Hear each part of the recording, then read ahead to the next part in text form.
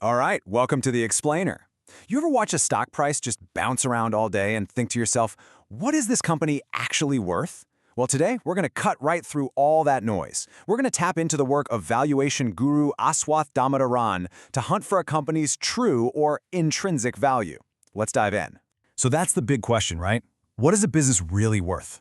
You see a company's stock price go through the roof because of one tweet, or maybe it crashes because of some vague headline.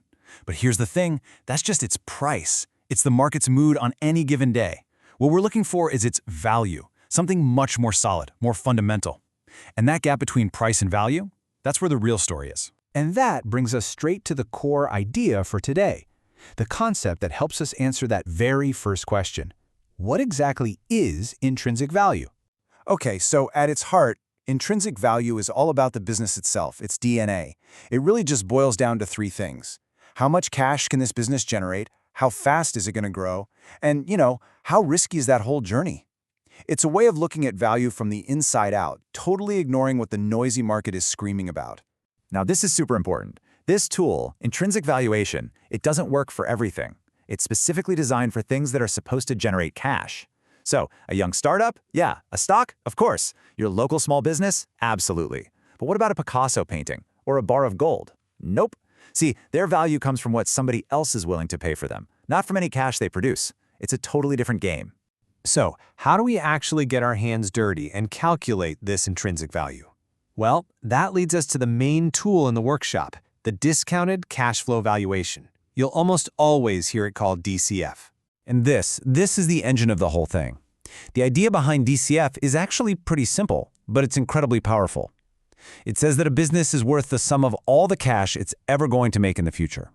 But there's a catch. $1 a year from now isn't worth the same as $1 in your hand today, right?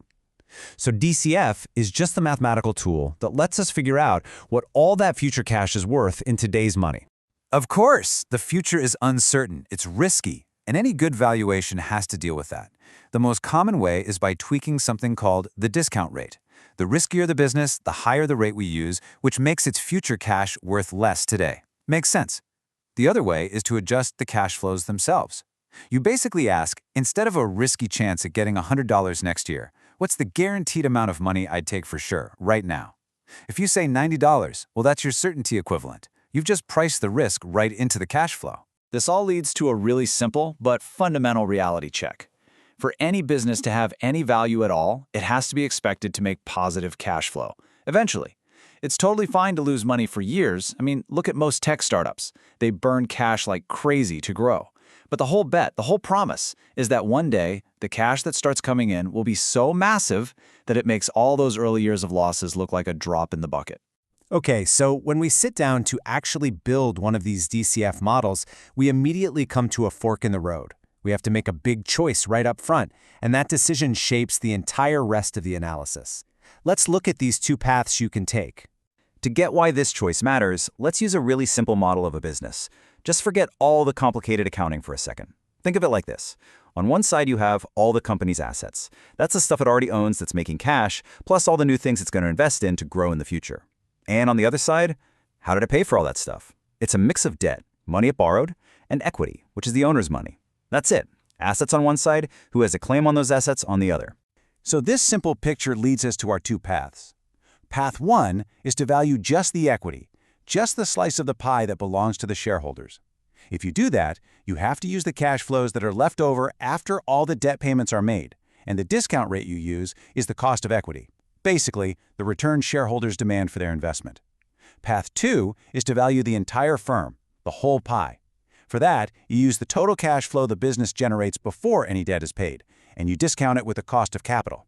That's a blended rate that reflects what both the lenders and the shareholders expect to earn. So if our main goal is to figure out what a stock is worth, the value of the equity, we actually have two ways to get there. There's the direct path. Just value the cash flows to equity directly. Or there's the indirect path. You value the entire company first, and then you just subtract out the value of all its debt. Now here's the cool part. If you do all your work correctly, both paths should lead you to the exact same answer. It's like taking two different roads to get to the same city. This brings us to what is, without a doubt, the single most important rule in this entire process. You can spend weeks building the most detailed, beautiful spreadsheet, but if you break this one rule, none of it means a thing. Seriously, if you get this one thing wrong, the whole valuation just completely falls apart. It all comes down to this. The golden rule, straight from the man himself, is never mix and match cash flows and discount rates. It's that simple and that critical. If you are using cash flows that belong to equity holders, you must use the cost of equity. If you are using cash flows that belong to the entire firm, you must use the cost of capital. Mixing them up is the cardinal sin of valuation. As Damodaran says, if you do that, all is lost. Okay, so let's just quickly recap the big ideas here. First, intrinsic value isn't magic. It's about the fundamentals: cash flow, growth, and risk. Second, the DCF model is our main tool for estimating it. Third, right at the start, you've got to make a choice. Are you valuing the equity or the entire firm? And that leads to the big one: whatever you choose, your cash flows and your discount rates have to match. At the end of the day, consistency is everything. So I'll leave you with this question to think about. Now that you have this framework, this new lens for looking at a company's value based on its real fundamentals, how does that change the way you see its price tag flashing on a screen every day? It's a pretty powerful shift in perspective.